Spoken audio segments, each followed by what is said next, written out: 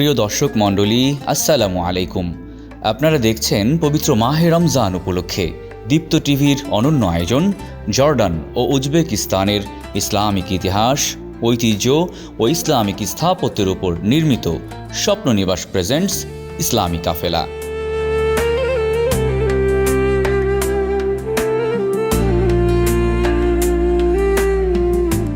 সুপ্রিয় দর্শক, এখন আমরা রয়েছি বুখারার ল্যাবি হাউজে। মধ্য এশিয়ার হৃদয়ে এক প্রাচীন নগরী বুখারা। ইতিহাস, ইলম ও আধ্যাত্মিকতার এক উজ্জ্বল অধ্যায়। শতাব্দীর পর শতাব্দী ধরে এই শহর ছিল জ্ঞান চর্চা ও সভ্যতার কেন্দ্র। আর এই শহরের প্রাণকেন্দ্রে দাঁড়িয়ে আছে এক ঐতিহাসিক নিদর্শন, ল্যাবি হাউস। নামটির অর্থ পুকুরের পাশে, কিন্তু এটি কেবল একটি জলাধার নয়, এটি ন্যায় বিচার, সহাবস্থান ও জনকল্যাণের এক জীবন্ত সাক্ষ্য।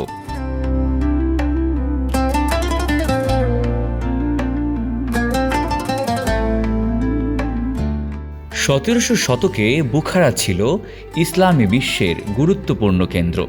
শাসন করছিলেন আশতারখানীয় বংশের শাসক ইমাম কুলি খান। তার আমলে শহরের উন্নয়ন, পানি সরবরাহ ও জনকল্যাণমূলক স্থাপনা নির্মাণ ছিল রাষ্ট্রীয় অগ্রাধিকার। এই সময় রাজকীয় প্রশাসক নাদির দেওয়ান বেগি পরিকল্পনা করেন একটি বৃহৎ হাউজ নির্মাণের, যা হবে নাগরিকদের পানির উৎস এবং সামাজিক সমাবেশের কেন্দ্র। কিন্তু নির্ধারিত স্থানটি ছিল একটি ব্যক্তিগত সম্পত্তি। স্থানীয় ঐতিহ্য অনুযায়ী জমিটির মালিক ছিলেন এক ইহুদি বিধবা নারী। প্রথমে তিনি জমি বিক্রি করতে অস্বীকৃতি জানান। এটি ছিল তার উত্তরাধিকার সূত্রে পাওয়ার সম্পদ। প্রশাসন তখন বল প্রয়োগের পথ নেয়নি, বরং আলোচনা, দর কষাকষি এবং ন্যায্য মূল্যের প্রস্তাব দেয়। দীর্ঘ আলোচনার পর পারস্পরিক সম্মতির ভিত্তিতে জমিটি ক্রয় করা হয়।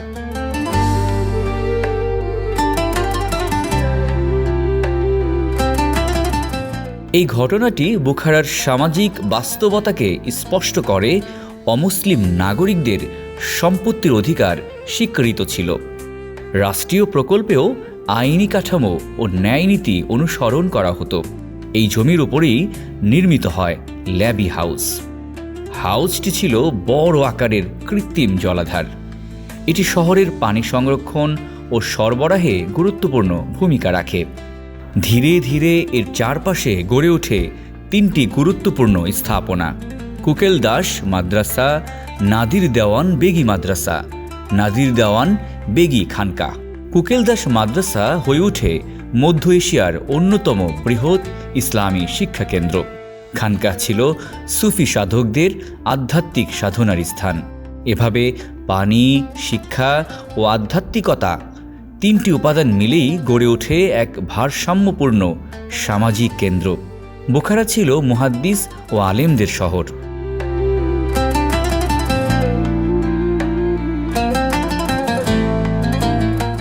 এখানেই জন্মগ্রহণ করেন হাদিসের ইমাম বুখারী রহমতুল্লাহ আলাইহি। তার সংকলিত সহিহ আল বুখারী আজও মুসলিম বিশ্বের অন্যতম নির্ভরযোগ্য হাদিস সংকলন। এই শহরের প্রতিটি ইট যেন ইলমের ইতিহাস বহন করে।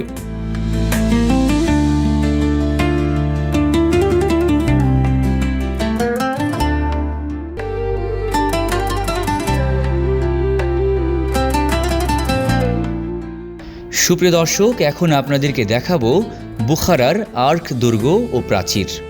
মরুভূমির বুকে দাঁড়িয়ে আছে এক বিশাল মাটির দুর্গ। এটি শুধু একটি স্থাপনা নয়, এটি বুখারার হৃদয়। এই আর্ক দুর্গ শতাব্দীর পর শতাব্দী ধরে ছিল শাসন, সামরিক শক্তি ও রাজনীতির কেন্দ্রবিন্দু। ইতিহাসবিদদের মতে আর্ক দুর্গের প্রাথমিক নির্মাণ শুরু হয় প্রায় ৫ম শতাব্দীতে। সময়ের সাথে সাথে বিভিন্ন রাজবংশ এটি সম্প্রসারণ ও সংস্কার করে।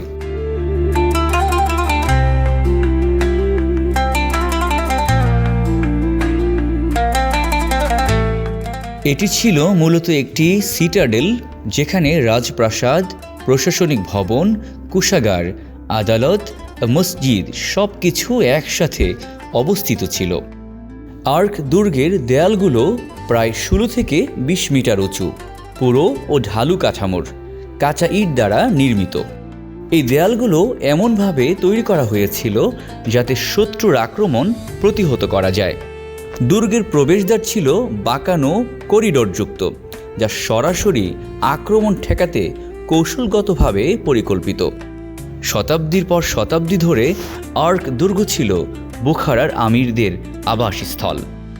বিশেষত 18 থেকে 19 শতকে এটি ছিল বুখারা আমিরাতের ক্ষমতার কেন্দ্র। এখানেই বসত দরবার, পরিচালিত হতো রাষ্ট্রীয় বিচার কার্য এবং নির্ধারিত হতো রাজনৈতিক সিদ্ধান্ত।